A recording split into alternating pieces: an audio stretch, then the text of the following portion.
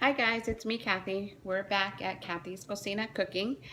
Today's on the menu is a meatloaf. Pretty simple, pretty easy. I know it's not New Mexico style cooking, which you guys are looking for. That's coming up soon. Sometime this week I'm going to try and post a video for red chili. And that's going to be New Mexico style, so look forward to that. In the meantime, I'm going to put together a really quick meatloaf. So what I've done is I have already chopped a half of a very large onion.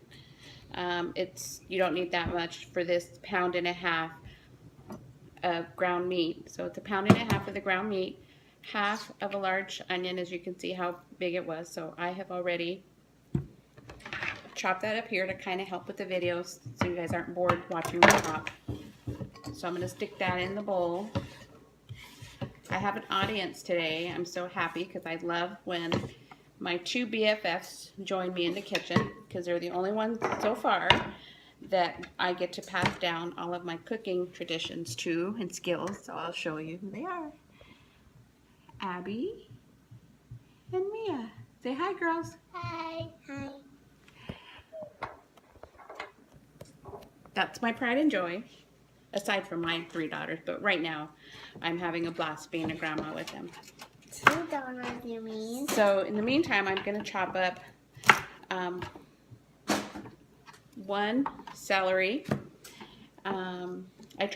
This one I'm going to try and chop as fine as I can because my husband does not like vegetables. He hates them, but he doesn't know that every time I cook, I always sneak in a vegetable or 2 and don't tell him about it till afterwards. He doesn't like when I do that, but I have to in order to kind of keep him eating healthy.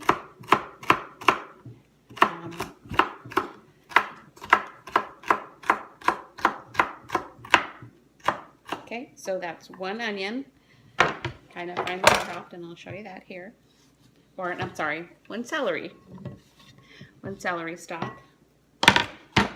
And then to that, I'm going to add 1 egg. And what I do is I usually kind of help break it along so that there's not white and egg separation in there. Put that in there. Okay, to that. And then I'm also going to add 1 cup of, you can either use breadcrumbs or crackers. I didn't have breadcrumbs, so I had crackers. My mom used to use crackers, and it was the best meatloaf. So I'm trying to stick with those traditions that I learned from my mom and my grandma. So this is pretty simple. Just going to smash these down as much as I can. And 1 cup comes out to about 20 crackers. 1? Yes. 20 crackers. 20 crackers? 20 crackers? That's too loud. And it doesn't have to be fine. It could just be rough chop, rough. So, because it's going to absorb. It's basically to help absorb the moisture in the meat. So, let me see if I was right that it's about 20 crackers. And I think I am right on the money. I am. 1 cup of crackers. To that, this is where I differ from my mom's recipe. She used to add pickles to hers. I'm not a really big pickle person. So I kind of changed it up a bit, and I like the grated parmesan. So what I like to do in there to kind of give it some saltiness without really adding too much salt is I usually add about 1/4 of a cup of grated parmesan, and it gives it just a little saltiness, hint of cheese. And in this family, you'll notice we're big cheese eaters, aren't we, girls? Yeah. We love cheese. 1 cup of milk. What? And then, of course, salt and pepper to taste. And I'm not going to tell you how much because it's just kind of, again, it's to taste. However salty, non-salty you like it. And then I also like to put in a palmful, as you can see here, palmful garlic powder. and another palm full, you can see here, of dried Mexican oregano. And what I do is to bring out the flavors, is I rub it through my 2 palms to kind of grind it up a little bit. Stick that in there. And we're done. I'm going to take off my rings to be able to blend this all together. I'm back. I didn't leave you. So at this point, you're just mixing it up.